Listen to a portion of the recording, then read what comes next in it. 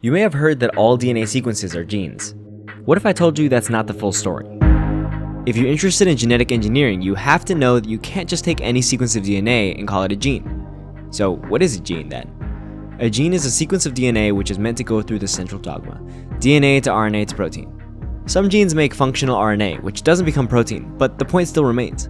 A gene is meant to code for something. However, genes make up a very small portion of all the DNA in your body, something like 1 to 2%. There is no better place to understand that than with BioBricks. Today, we're going to be picking the brains of last year's wet lab team co-leads and getting into the A's, C's, T's, and G's to see just how much more there is to DNA sequences than just genes. Quick note, if this is your first episode and you don't have much experience with biology or DNA specifically, I recommend that you start with our first and second episode, where I go through all the things you'll need to know and a lot of vocabulary terms.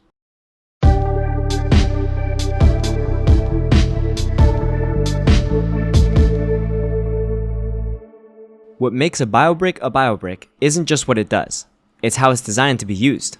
It's true that BioBricks will contain the coding sequences for the protein you might want, but they contain a lot of other things. This is why it's important to differentiate between what is a gene and what is not. Any given BioBrick is not just the DNA sequence which will be transcribed and turned into a protein. There are long sequences of nucleotides surrounding these genes which will allow them to be implanted into your design.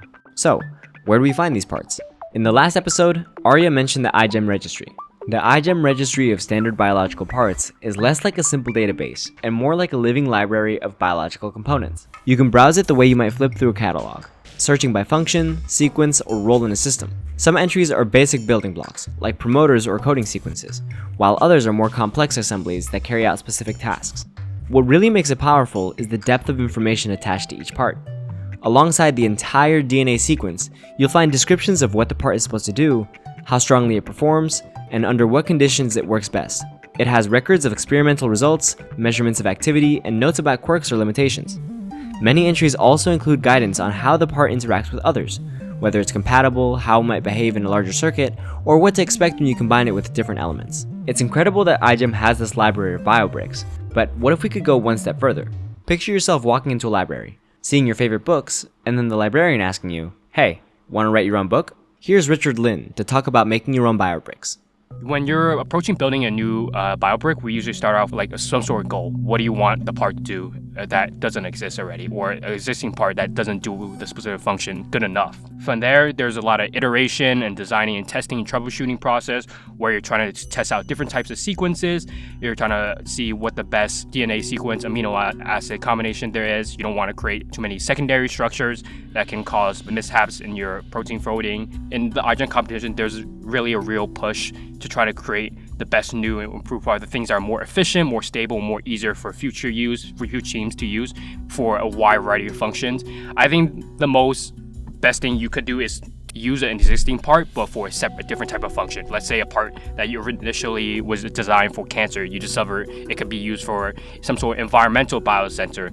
I think that's just a really cool application that can be applied for existing BioBricks.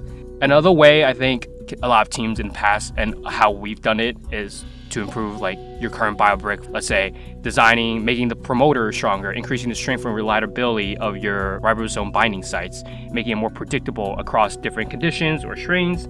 These are all techniques you can use. Another one could be like improving the sensitivity and dynamic range of your BioBrick. For example, you might have a biosensor that's able to detect a specific molecule or chemical at a very high concentration. You can modify it to somehow make it more responsive to like lower concentrations or more relevant levels for your specific application. The iGEM competition has 3 requirements to get gold. You have to choose 3 specific categories you want to go into.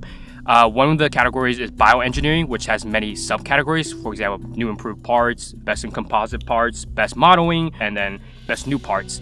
So to do well in these specific categories, you really have to like find creative ways to innovate your BioBrick, whether it be like looking for a new BioBrick, and that can be applicable to a different application. For example, I can talk about Prosper. So for Prosper, in the past, PCR, the gene we were looking at was called perchlorate reductase. It was a complex consisting of 4 different subunits: PCR-A, PCR-B, PCR-C, PCR-D. So PCR-A and PCR-B are already in the iGEM register. A past, I think it was Toulouse from France, used it for a similar project a couple years ago, but PCR-C and D have not been actually used in any iGEM project before. So it was kind of a new improved part, a new basic part also, I guess, that you include in the new iGEM register when we were competing. So for Prosper, kind of divided our plasmid into 2 separate plasmids. So we had the PCR-A plasmid, which is the biggest subunit, and then we had a second plasmid, which is PCR-BCD. The reason why we wanted to separate these 2 plasmids into 2 was this protein complex is very, very big, so it's usually very, very hard and causes huge amount of stress on bacteria. So we decided to separate the biggest component from the rest of the components. So PCR-A, an existing part that has been registered by Toulouse a couple years ago, so we used that. PCR-BCD was the new existing part that we wanted to take advantage of and use for our project. So we were able to register PCR C and D into the register for the future teams that want to apply this new gene into their specific projects.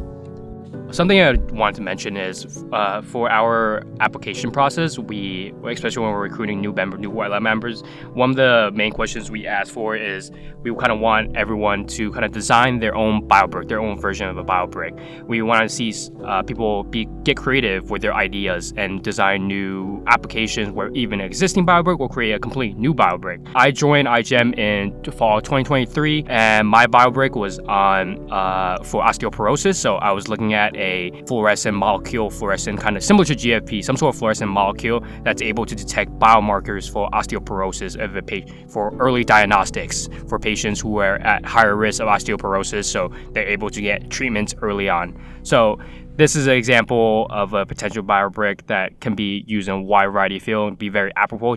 Fluorescent molecules like GFP have been used for, I guess, decades, and that was like an example that was able to help me get on this team and be able to contribute my knowledge and skills and techniques.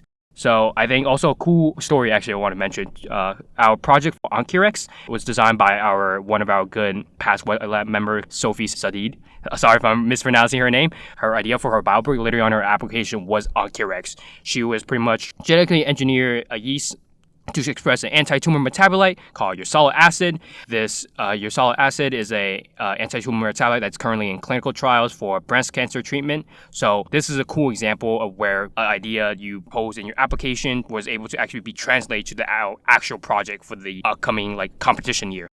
Especially for prospective members who are interested in joining iGEM in the future, your literal idea from your application can be translated to an actual project idea in the future for the team. At the end of the day, I think designing a BioBrick is just a very fun application. It's kind of like a piece of work of art. You allow for your own personal creativity, allow your own personal opinion, what you want to do. There's so many avenues for improvement or areas for new development. I think it's just a very cool part of just being not just in iGEM, but being in synthetic biology as a whole. Over the years, the iGEM community has made tons of good BioBricks on there for all your needs. However, you might be asking, what exactly makes a good BioBrick?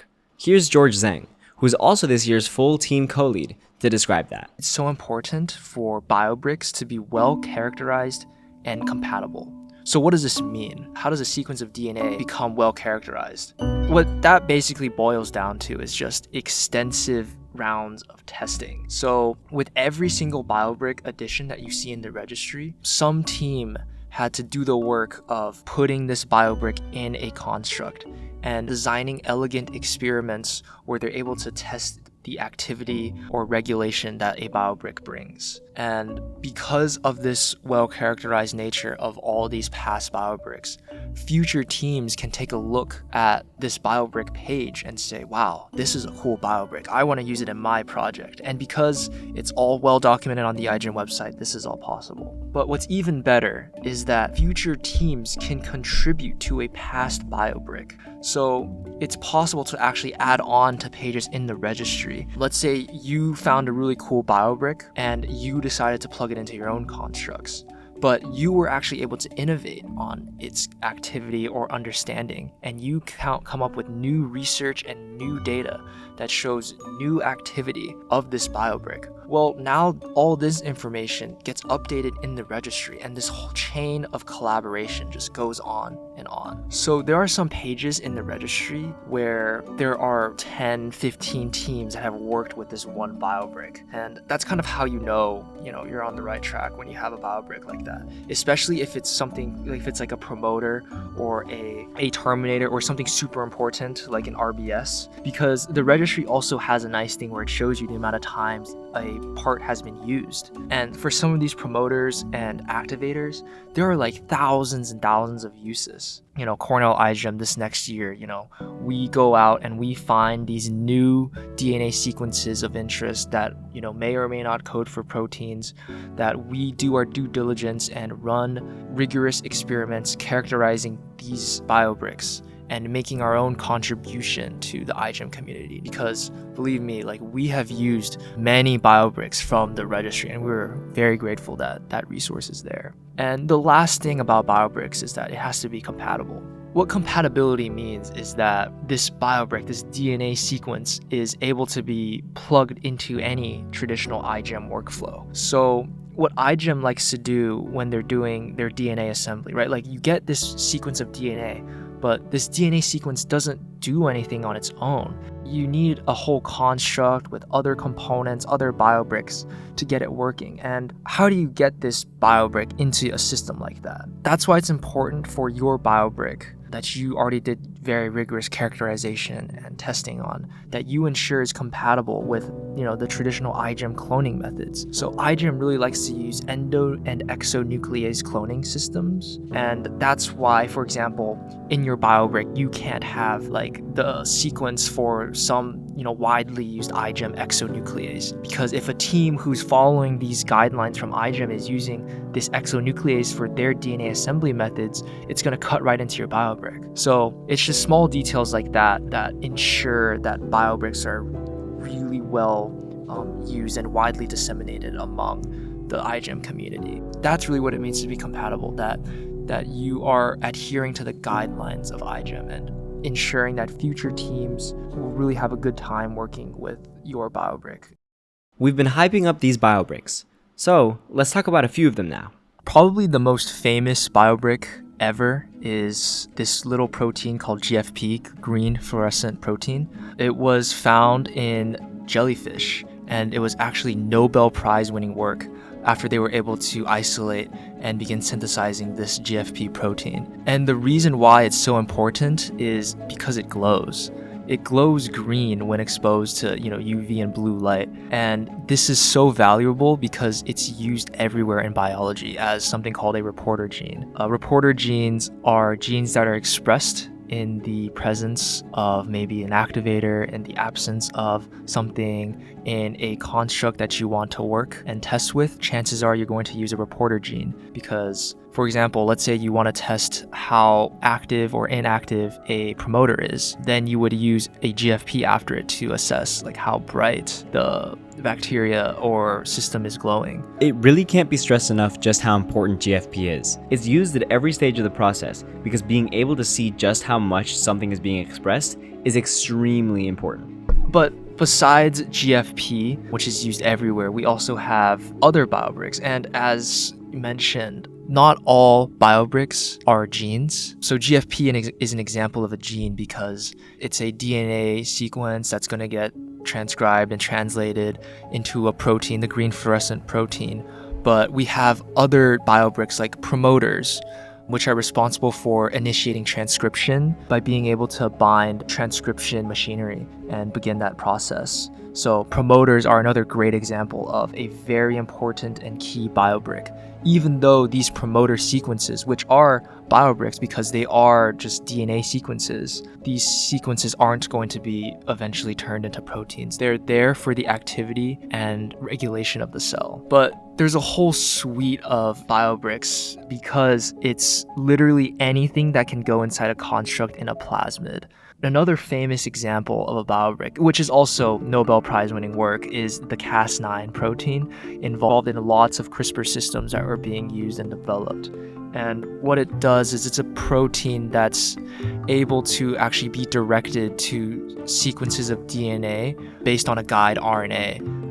that's in the system. And this protein is just revolutionary because it allows you to direct proteins and machinery to specific parts of the genome and specific parts of DNA. So yeah, I think those two proteins, GFP and the Cas9 protein, are probably one of my favorite BioBricks just because of how widely utilized they are in biology. And it doesn't, like, GFP doesn't seem like much, right? It's just a small green glowing protein, but when I tell you it's everywhere but in biology, it's literally used in every single construct to just test and test as a reporter gene. And with the whole field of genetic engineering that was possible with CRISPR, that was all through the discovery of Cas9. Would highly recommend you guys to check it out.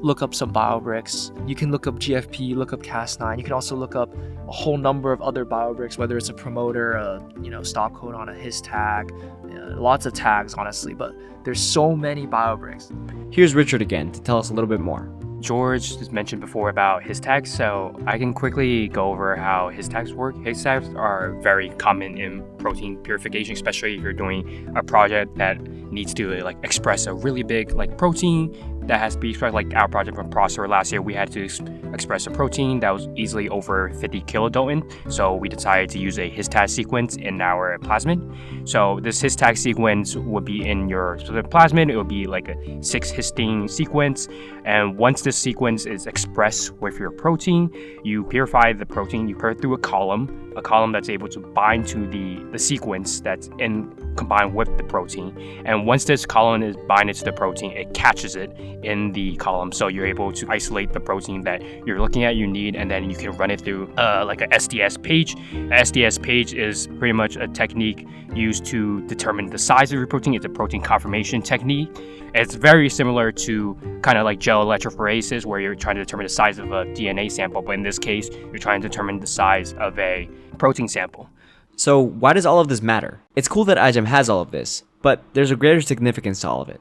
BioBricks lower the barrier to entry for genetic engineering. iGEM's efforts with the registry and checks on the BioBricks make it an inclusive community where anyone can make the impossible possible. They make it a reality for students, even at the high school or undergraduate level, to design and build real biological systems. Since they also make collaboration easier, teams around the world can share, reuse, and improve each other's work, fostering a community worldwide of people who are passionate about synthetic biology and are willing to help each other. The result of all that is an amazing community with amazing products.